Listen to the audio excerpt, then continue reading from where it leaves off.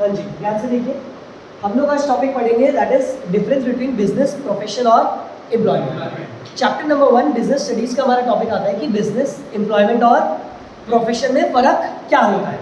तो बड़े ही ध्यान से आप लोग सुनेंगे। 6 मार्क्स का क्वेश्चन एग्जामिनर पूछ सकता है आपसे कि बिजनेस, प्रोफेशन और एम्प्लॉयमेंट में फर्क क्या होता है। और आजकल स्कूल्स में इस तरीके से पूछा जाता है कि बिजनेस और प्रोफेशन में डिफरेंस बता दो, या प्रोफेशन और एम्प्लॉयमेंट में डिफरेंस बता दो। बेसिस आपको दे दिए जाते हैं और आपको बस डिफरेंस पूछ लिया जाता है। लेकिन जब तक आपको पूरा का पूरा टेबल याद नहीं होगा, आप इस क्वेश्चन को सॉल्व नहीं कर सकते। तो अभी अपन स्टार्ट करेंगे डिफरेंस बिटवीन बिजनेस, प्रोफेशन और एम्प्लॉयमेंट। सबसे पहले आप एक चीज सीखोगे, जब तक बेसिस नहीं है आपको पूरे मार्क्स नहीं मिलने वाले। सबसे पहले आपको क्या लिखना पड़ेगा, बेसिस। क्लियर है? चलो, आपको बस इतना से याद रखना है कि हमारे मामा जी थे जो अमेरिका से कहाँ पे आए, जयपुर में आए, और वो आके बड़े ही परेशान थे कि वो बिजनेस करे, प्रोफेशन करे या फिर एम्प्लॉयमेंट करे। क्या परेशान थे कि वो बिजनेस करे, प्रोफेशन करे या फिर एम्प्लॉयमेंट करे। तो वो जब बस से ट्रैवल कर रहे थे तो बड़े परेशान थे। तो बस के टीसी ने उनसे पूछा, मामा जी क्यों परेशान हो? तो उन्होंने बोला, यार समझ नहीं आ रहा, बिजनेस करूँ, प्रोफेशन करूँ या फिर एम्प्लॉयमेंट करूँ। तो टीसी ने हमारे मामा जी से पूछा, हमारे मामा जी मतलब एनआरआई, क्योंकि वो कहाँ से आए थे, अमेरिका से, कुछ दिनों के लिए। अब तक वो क्या थे, हमारे एनआरआई। तो टीसी ने एनआरआई से बोला कि मामा जी मैं आपसे एक क्वेश्चन पूछूंगा। क्या पूछूंगा? एक एमसीक्यू पूछूंगा। आप इस एमसीक्यू का जवाब दे देना। ऑप्शन 1 हो तो क्या कर लेना, ऑप्शन 2 हो तो, ऑप्शन 3 हो तो, और ऑप्शन 4 हो तो कर देना। सिंपल सी बात। तो पूछा गया डिफरेंस बिटवीन बिजनेस, प्रोफेशन और एम्प्लॉयमेंट। आपको बस आंसर याद रखना है। एनआरआई ने मतलब टीसी ने एनआरआई से क्या पूछा, एमसीक्यू। टीसी ने एनआरआई से एमसीक्यू पूछा। बोले याद रहेगा क्या था आंसर? टीसी ने एनआरआई से एमसीक्यू पूछा। रिपीट करो, टीसी ने एनआरआई से एमसीक्यू पूछा। बोले याद हुआ? 1 2 3 4 5 6 7 8। आप कितने याद रखोगे?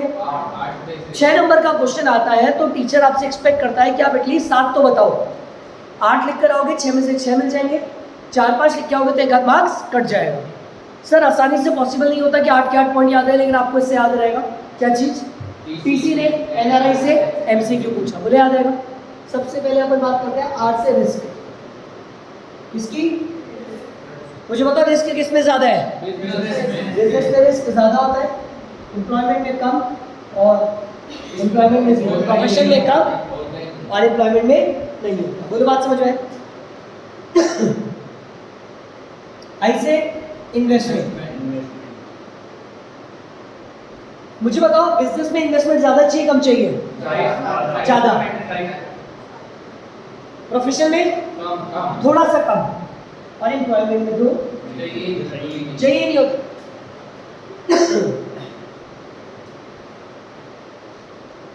क्यों से होता है? क्वालिफिकेशन।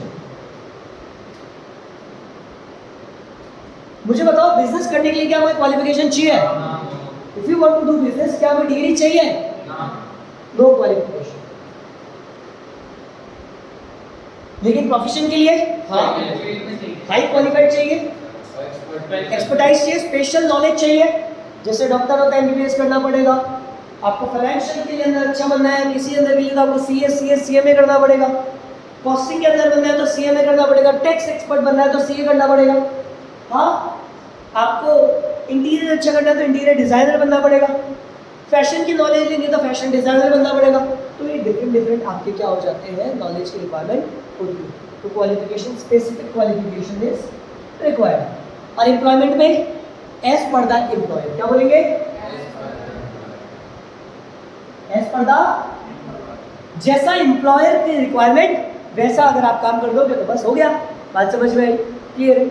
जैसे कभी कभार एम्प्लॉयर आपसे यही पूछता है, जब आप जॉब के लिए पूछते हो ये पढ़े लिखे से मतलब, वो बोलते हैं लैपटॉप चलाना आता है? मुझे आता है। बस बोले आजा। इंग्लिश बोलना आती है? आती है, आजा। यही काम है, कम्युनिकेट ही करना है।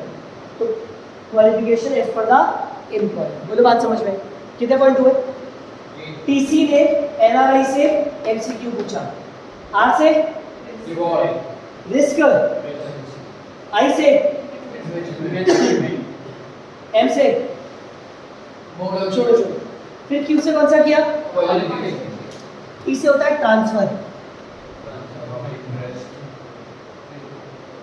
Transfer of interest. क्या बिजनेस को ट्रांसफर किया जा सकता है? कैसे?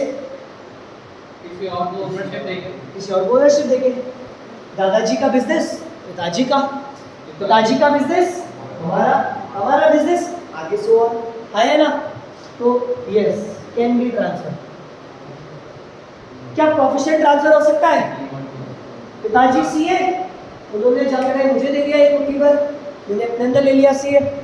आगे वाली जनरेशन मैं भी दिल काट के दूंगा, पकड़ सीए तो भी सीए, ऐसा? क्रिकेटर का बेटा क्रिकेटर, ऐसा नहीं। तो प्रोफेशन ट्रांसफर नहीं होता और एम्प्लॉयमेंट भी ट्रांसफर नहीं होता। मुझे बात समझ में आया? क्लियर है? सी से होता है कोड ऑफ कंडक्ट। कौन सा? Code of conduct. आप मुझे बताओ कोड ऑफ कंडक्ट का मतलब होता है रूल्स एंड रेगुलेशन।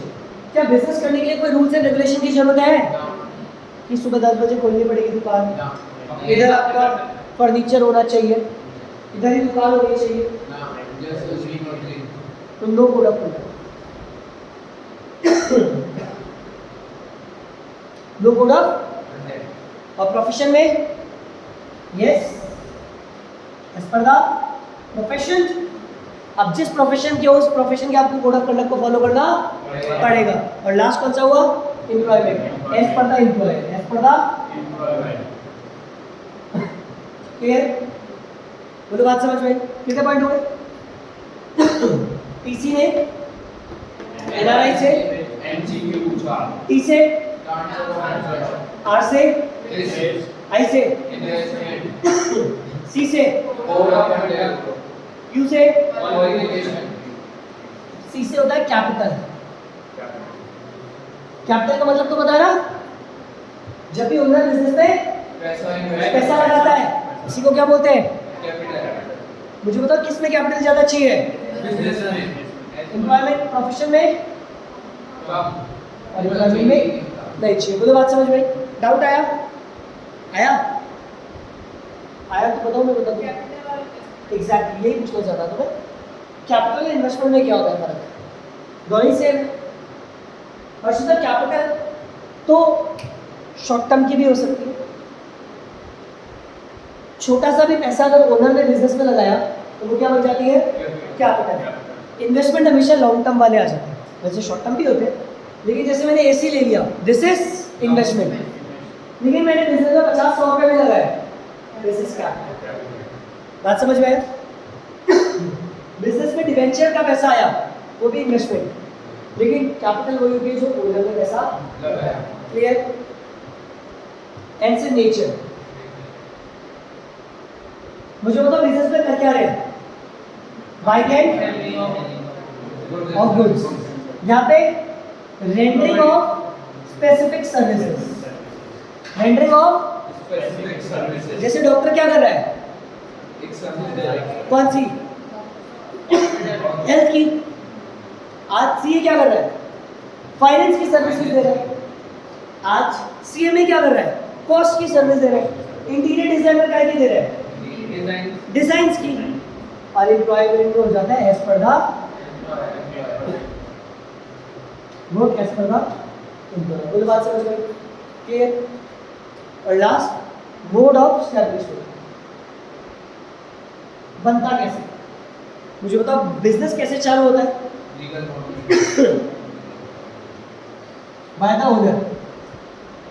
ठीक है? कौन चालू कर रहा है? ओनर स्टार्ट करेगा, बिजनेस चालू होगा। प्रोफेशनल कैसे चालू होता है? After getting the degree, specific degree. और यहाँ पे होता है जॉब लेटर। एम्प्लॉयमेंट तब से ही माना जाता है जब आपके पास जॉब लेटर आ रहा है। बोलो बात समझ में आई? तो what is the difference between business, profession and employment? Answer क्या दोगे? टीसी ने एनआरआई से एमसीक्यू पूछा। रिपीट करो। टीसी ने एनआरआई से एमसीक्यू पूछा। टी से,